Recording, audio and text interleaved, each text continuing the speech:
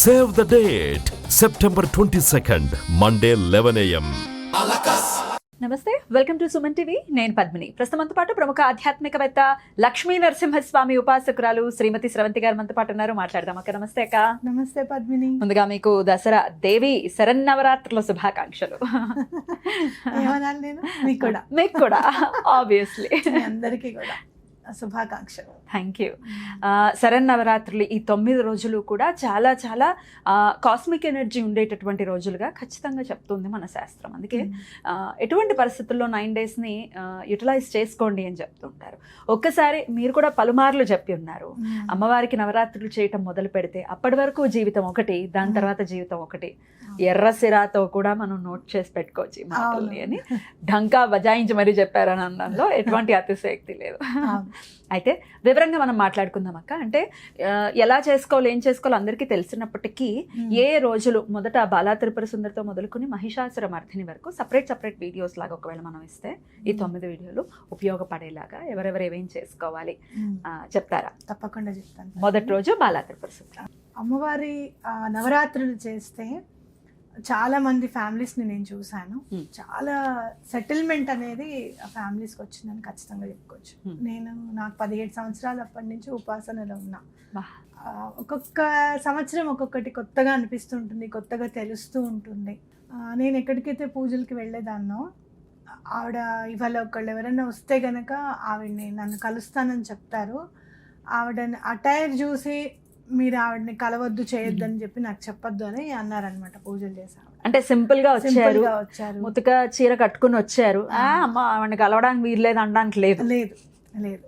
అయితే ఆవిడ వస్తూనే ఇంత శ్రీచక్రం బంగారంది తీసుకొచ్చారు. ఇప్పుడే తెచ్చి నేను ఇది ఇద్దామని అనుకున్నాను ఇక్కడ అని చెప్పి వచ్చారనమాట. ఆవిడని కలవడము, శ్రీచక్రం ఇవ్వడం అంతా జరిగింది. ఆవిడని దింపేసి రమ్మంటే నేను నల్లకుంటలో ఉంటానని చెప్పారట. ఒక అన్నయ్యని ఇచ్చి పంపించారు నల్లకుంటలో దింపమని. శారదా అమ్మవారి గుడి రాగానే ఆవిడ అక్కడ దిగిపోయి, నువ్వు వెళ్ళు బాబు, నేను వెళ్ళిపోతానులే, మా ఇల్లు ఇక్కడే, దగ్గరికి వచ్చేసాను అని చెప్తే అతను సరేనండి అని దింపేసి, అవును ఇల్లు ఇక్కడే అని గుడి దగ్గర దింపేశాను, మళ్ళీ లోపలికంట నడుచుకుంటూ వెళ్తే కనీసం నేను నుంచోవాల్సింది కదా అని చెప్పి వెనక్కి తిరిగి చూసేసరికి ఆవిడ గుడిలోకి వెళ్ళిపోతూ కనిపిస్తే, గుడికి ఎందుకు వెళ్ళింది ఈవిడ అని వస్తే గేట్ వేసేసి ఉంది, మళ్ళీ ఎవరు లేరు. అంటే అమ్మవారే ఇచ్చారు అని చెప్పి ఖచ్చితంగా నమ్మారు అనమాట. బంగారు శ్రీచక్రం ఇప్పటికే ఉందా ఆవిడ దగ్గర? ఇప్పటికే ఉంది. అంత అమ్మవారు ఎంత తొందరగా అనుగ్రహిస్తారు అని అంటే, ఆవిడ అనుగ్రహానికి ఢిల్లీ వెంకన్న విజయవాడ అతనికి కూడా రిక్షా ఎక్కి సినిమా చూసాను, నువ్వు దింపమని చెప్తే ఇప్పటికీ విజయవాడలో అమ్మవారు రోజు రాత్రిపూట తిరుగుతారట విజయవాడ అంతా కూడా. ఆవిడ కూడా గుళ్ళోకి వెళ్ళిపోతే, అవును నా డబ్బులమ్మా అంటే నీ తలపాగలో పెట్టాను అని చెప్తే తలపాగలో బంగారు గాజులు ఉన్నాయి అతనికి. అంటే అమ్మవారు అనుగ్రహించాలి అని అంటే ఎలా అయినా సరే అనుగ్రహిస్తారు అనేది మనం ఖచ్చితంగా నమ్మాలి. ఈ గాజులు వాడికి గాజులు వేసిన అది కూడా గాజుల అబ్బాయికి అది కూడా మనం వింటూ ఉంటాం. చూపించు అంటే చందోల్ మీ అమ్మాయికి మీ వాళ్ళకి గాజులు వేసానండి అని అంటే, మా ఇంట్లో అంతమంది ఇంకోళ్ళు ఎవరు ఎక్స్ట్రా ఉన్నారు, చిన్నపిల్లలు ఎవరు లేరు అంటే, అయ్యో ఉన్నారండి వేయించుకుంటేను గాజులు, అదేంటి అని అంటే, సరేలే ఆర్గ్యుమెంట్ ఎందుకని చెప్పి ఆయన ఇచ్చేస్తారు డబ్బులు. ఇంటికి వచ్చిన తర్వాత చిన్నపిల్లకి వేసాను ఏంటంటే, అమ్మవారి దగ్గర ఉన్నాయి ఆ గాజులు దేవుడి రూమ్లో అనమాట. ఆ చిన్న పిల్లలాగా నడియాడేవారట చందోల్ తాతగారి దగ్గర అమ్మవారు. ఇవన్నీ ఎవరెవరికో జరుగుతున్నాయి, మాకు జరుగుతాయా ఇటువంటి ఎక్స్పీరియన్సెస్, మేము కూడా అమ్మవారిని ఫీల్ అవ్వచ్చా అని అడిగేవాళ్ళు లేకపోలేరు. వారికి మీ సమాధానం? తప్పకుండా. అసలు విజయవాడ కనకదుర్గమ్మ దగ్గరికి కనీసం 2 నెలలకు ఒకసారన్నా వెళ్ళడం అనేది స్టార్ట్ చేయండి. తప్పకుండా అమ్మవారు పలుకుతారు అనేది నా జీవితంలో ఎన్నోసార్లు చూసాను నేను. విజయవాడ కనకదుర్గమ్మ టెంపుల్ అయితే మాత్రం కాళ్ళు బాగా కాలుతాయి, నేను స్పీడ్గా నడవలేను కదా, బాగా కాలుతూ ఉంటాయి కాళ్ళు అని భయం వేసి ఎలా వెళ్తాను ఈ మెట్ల మీద నుంచి అని దర్శనం చేసుకుని తర్వాత వస్తుంటే, అమ్మ కాలేమో స్పీడ్గా నడవలేము ఎందుకు అనే డౌట్ రావచ్చు. యాక్సిడెంట్ అవి స్పీడ్గా నడవలేను. అడుగు పెట్టాను, ఎవరో పైప్ ఓపెన్ చేశారు, నీళ్ళు వస్తున్నాయి, మెట్ల మీద నుంచి ఆ నీళ్ళలో నడుచుకుంటూ వెళ్ళాను. కాలు కాలడం కాదు, ఎంతో హాయిగా వెళ్ళడం జరిగింది. ఆ చిన్నవి కూడా మనం నోటీస్ చేయొచ్చు. కదా? అవును, తప్పకుండా తప్పకుండా. అద్భుతం. అయితే బాలా త్రిపుర సుందరి గురించి ప్రత్యేకంగా చెప్పండి అక్క. ఈరోజు మొదటి రోజు బాలా త్రిపుర సుందరి కదా. అమ్మవారి ఉపాసన చేసే వాళ్ళు కూడా అమ్మో బాలా ఉపాసన అంటే మామూలు విషయం కాదు అని అంటుంటారు.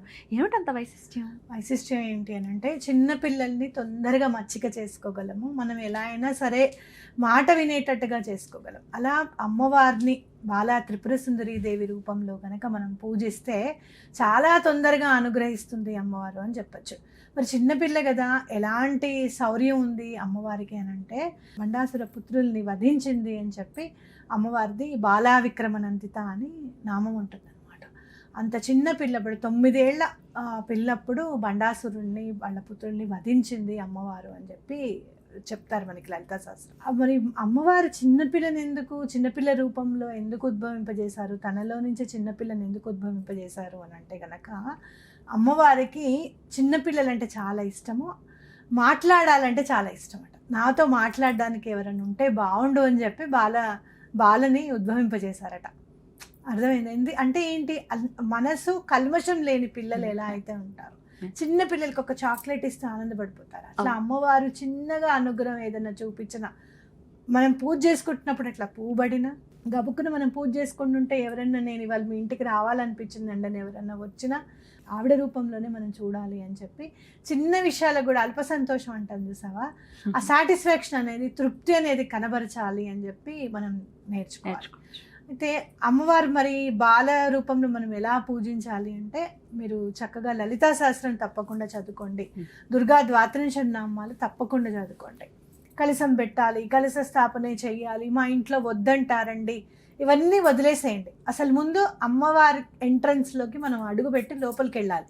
వెళ్ళిన తర్వాత అమ్మవారు ఒక్కొక్కరికి అలంకరణ చేయడంలో ఇంట్రెస్ట్ వచ్చేటట్టు చేస్తారు, ఒక్కొక్కరికి స్తోత్రాలు ఎక్కువ చదువుకోవడంలో ఇంట్రెస్ట్ ఎక్కువగా ఉండేటట్టు చేస్తారు, ఒక్కొక్కళ్ళకి లలితా సహస్రనామం రోజుకి 3 సార్లు చదవాలనే ఇంట్రెస్ట్ వచ్చేటట్టు చేస్తారు. ఇవన్నీ కూడా మీరు షోడశోపచార పూజ ఇవన్నీ కూడా మన కాన్సన్ట్రేషన్ అనేది అమ్మవారి దగ్గరికి రావడానికి. అర్థమైందా? సో చిన్నగా పూజ స్టార్ట్ చేసుకోవాలి అనుకునే వాళ్ళు లలితా సహస్రం చదువుతూ పూజని స్టార్ట్ చేసుకోవచ్చు. ఐహికంగా ఒకవేళ నేను అడిగితే కనుక, అమ్మవారిని ఉపాసిస్తున్నా లేకపోతే అమ్మవారిని ఈ 9 రోజుల్లో మొదటి రోజు అమ్మవారిని పూజిస్తే ఎటువంటి కోరికలు నెరవేరే పరిస్థితి ఉంటుందక్క? శత్రువులు అనేవాళ్ళు మన జోలికి రారు. అమ్మో వాళ్ళతో మనం మాట్లాడడమా, వాళ్ళ వంక మనం ఎట్లా తిరిగి చూస్తామో, అసలు అమ్మో వద్దులే, మన పేరు ఎత్తితేనే వాళ్ళకి భయం గొల్పేలా ఉంటుంది అనమాట. నరదృష్టి అనేది ఉండదు అస్సలు. నరదృష్టి, జలస్ ఫీల్ అవ్వడము, ఈర్ష, అసూయలు, కోపము, ఇవన్నీ కూడా రాక్షసుడి లక్షణాలు. మనలో కూడా ఆ లక్షణాలు లేకుండా చేస్తారు.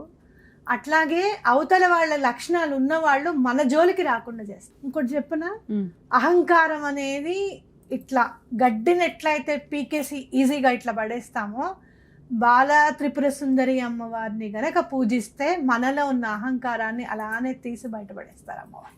అద్భుతం అక్క.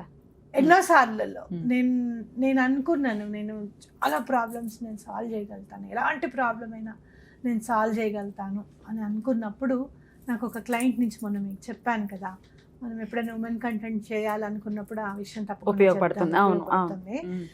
అది ఎలా సాల్వ్ చేయాలో నాకు అర్థం కాదు. ఒక మైండ్లో ఒకటి ఉండిపోయింది కదా, నేను సాల్వ్ చేయగలుగుతాను అని చెప్పి.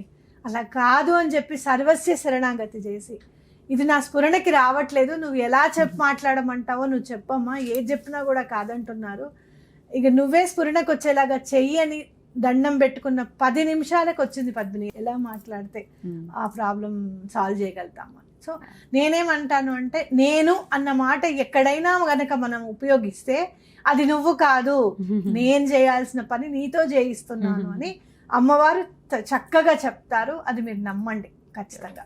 ఈ అడ్మిట్ చేయడంలో మీ తర్వాత ఎవరైనా, ఎందుకంటే ఒకవేళ అది పాజిటివ్ అయినా నెగిటివ్ అయినా, you just admit it without any అంటే అమ్మో మనకి ఇంత స్టేచర్ ఉంది కదా, ఇది నేను చెప్పచ్చా అనేది ఏమి ఉండదు.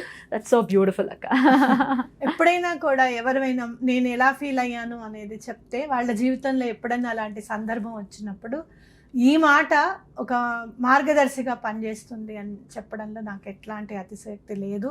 అయితే ఎప్పుడైనా సరే మనం అవునండి నేను తప్పు చేశాను, అవునండి నేను అనుకోకుండా అలా చేశాను, నాకు అప్పుడు అలా మాట్లాడుతున్నప్పుడు నాకు తెలియలేదు అన్న మాటలు ఎప్పుడైతే మనం అడ్మిట్ చేస్తామో అమ్మవారి అనుగ్రహం ఇంకా ఉంటుంది మన మీద.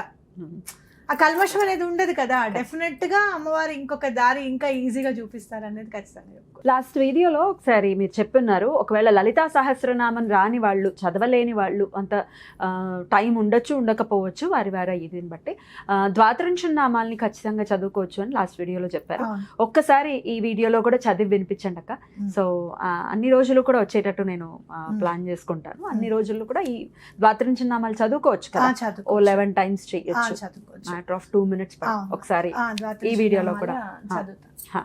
ఆ విఘ్నేశ్వరుడి పాదపద్ములకు నమస్కరిస్తూ మనం దుర్గా అమ్మవారిది ద్వాదశ నామాలు చదువుకో. దుర్గా దుర్గార్తి శమని, దుర్గా పద్మిని వారిణి, దుర్గమచ్ఛేదిని, దుర్గ సాధిని, దుర్గనాశిని, దుర్గతోద్ధారిణి, దుర్గ నిహంత్రి, దుర్గమాపహ, దుర్గమజ్ఞానద, దుర్గ దైత్య లోక దవానల, దుర్గమా దుర్గమాలోక, దుర్గమాత్మస్వరూపిణి, దుర్గమార్గప్రద, దుర్గమ విద్య, దుర్గమాశ్రిత, దుర్గమజ్ఞాన సంస్థాన, దుర్గమ ధ్యానభాసిని, దుర్గమోహ, దుర్గమగ, దుర్గమార్థస్వరూపిణి, దుర్గమాసురహంత్రి, దుర్గమాయుధధారిణి, దుర్గమాంగి, దుర్గమాత, దుర్గమ్య, దుర్గమేశ్వరి, దుర్గభీమ, దుర్గభామ, దుర్గభా, దుర్గధారిణి, నామావళిమిమాం యస్తు దుర్గాయ మమ మానవః పఠేద్వత్సర్భయాన్ముక్తో భవిష్యతి న సంశయః శత్రుభిః పీడ్యమానో వా దుర్గబంధగతోపి వా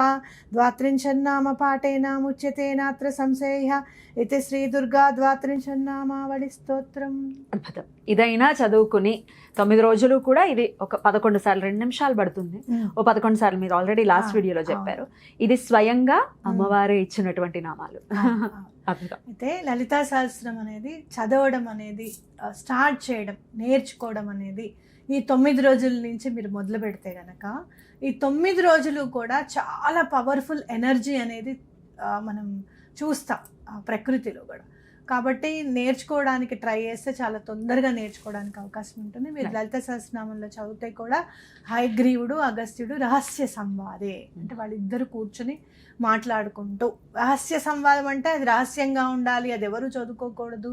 లలిత సహస్రనామాలకి కూడా స్టార్టింగ్లో ఉండేది. నా చిన్నప్పుడు, అమ్మో లలిత చదువుతున్నావా, అంత అవసరం ఏంటని అడిగేవారు. అవును, ఇది వరకు విన్నాను నేను.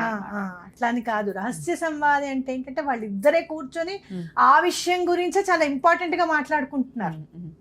That's an important meeting. ఇది ఎలా చెప్పాలి, ఎవరు ఎలా చదవాలి, ఇది చదివితే దాని ఫలితం ఎట్లా ఉంటుంది అని చెప్పడం అనమాట. అంతేగాని ఇది రహస్యము, ఇది చదువుకోకూడదు, అమ్మో ఇది చదివితే ఇంకేమన్నా ఉందా అనేది మాత్రం కాదనమాట. కాబట్టి నేర్చుకోండి, వాళ్ళు మన కోసమే అది తీసుకొచ్చారనేది గుర్తుపెట్టుకోవాలి. చాలా అద్భుతంగా వివరించారు. ఇక నెక్స్ట్ వీడియోలో 2వ రోజు ఏ అమ్మవారిని కొలుచుకోవచ్చు, ఆ అమ్మవారి వైశిష్ట్యం ఏమిటి, ఎటువంటి ఈతి బాధల నుంచి బయటపడతాము అమ్మవారిని కొలుస్తే ఇత్యాది విషయాలు నెక్స్ట్ వీడియోలో మనం మాట్లాడుకుందాం అక్క. Thank you so very much. నమస్తే.